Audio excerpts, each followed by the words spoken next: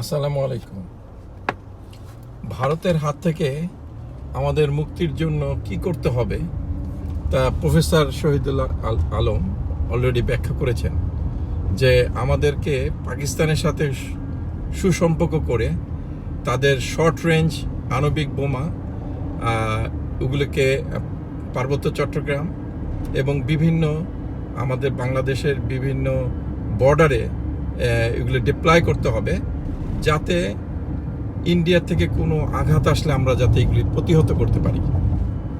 হ্যাঁ, সবাই শুনুন। এবং ডক্টর ইউনুস ভেরি সুন সে ইউএনএ যাচ্ছে এবং পাকিস্তানের প্রাইম মিনিস্টারের সাথে কথা বলবেন এই ব্যাপারে। আমরা সবাই আশাবাদী যে পাকিস্তান থেকে আমরা যদি শর্ট রেঞ্জ গৌরী আণবিক যে আর্মস আছে সেটা যদি কিনে বাংলাদেশের বর্ডারে ডিপ্লয় করা যায়, তাহলে ইন্ডিয়ার হাত থেকে আমাদের বাংলাদেশটাকে রক্ষা করা যাবে। Thank you.